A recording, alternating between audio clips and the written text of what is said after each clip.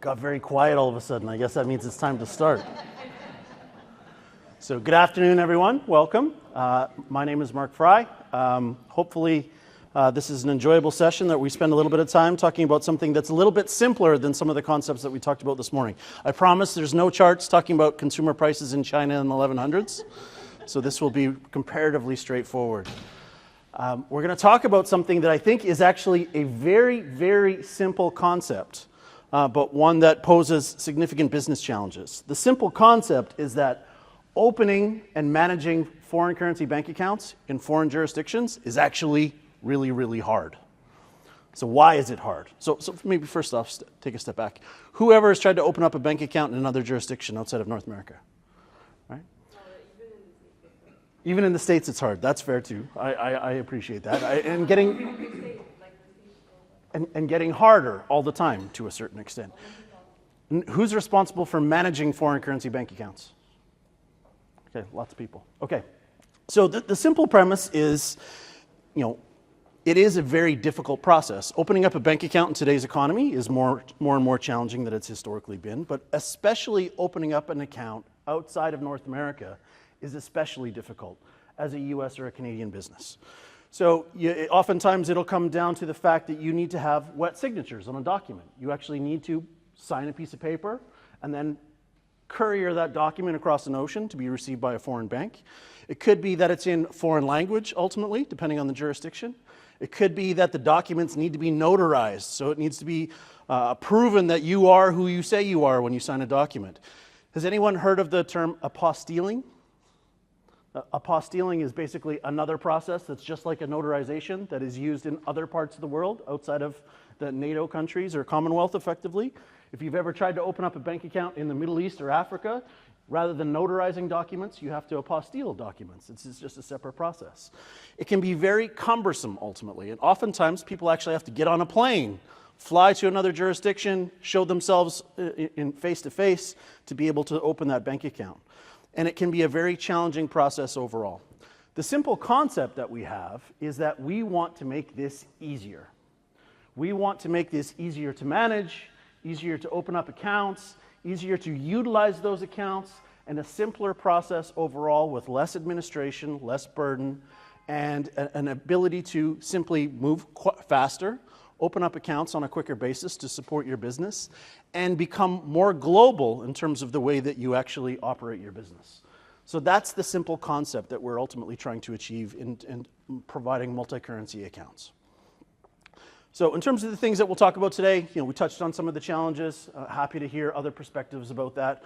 We'll talk about what our actual solution is in terms of the Corpay Multi-Currency Account and how it works. We'll talk about currencies and connectivity, what that means in different jurisdictions and the capabilities that come with these various bank accounts. We'll talk about the benefits for customers in Canada and the United States, which I think is most of us here in this room. And then also in terms of the product that we're rolling out that we've launched in the past 12 months, what is actually coming next in terms of the features and benefits that we're building. So I showed this slide earlier, and this was talking a little bit about Corpay cross-border. But I think in the context of this conversation, it's more important about why are we actually choosing to get into this space altogether? And this is part through necessity and need and experiencing the pain directly ourselves. So I'm a director of our business in 16 countries around the world, which means every time we open up a bank account, I have to sign a document ultimately. And there are many of my counterparts in our organization that have to do the same thing. What we have found in managing more than 1,500 bank accounts all around the world, this is an incredibly burdensome task, ultimately.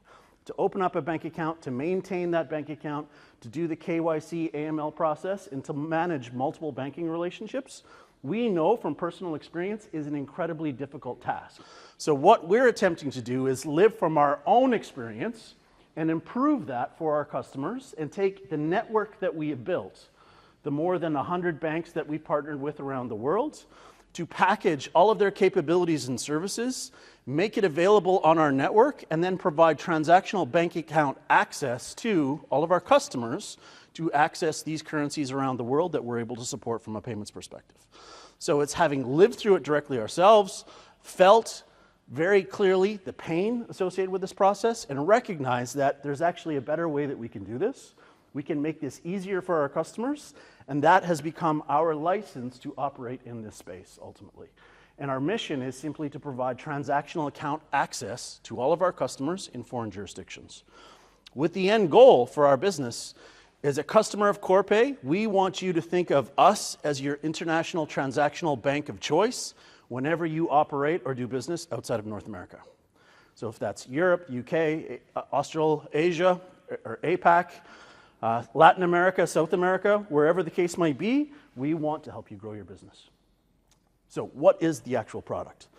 So the product that we have deployed in market is effectively an account, a transactional account that is supported on our overall transactional platform that supports 25 different currencies, ultimately, that allows you to send and receive payments, to store value, and manage those accounts all on our one tech stack, one platform, ultimately. So wherever in the world those accounts may sit, one single point of access to send and receive payments, and to act like a local in terms of how you actually transact business in that particular market. Now, for most of these currencies, as is always the case in foreign exchange, the foreign exchange market globally is sort of centered in London. So most of these accounts are based in London.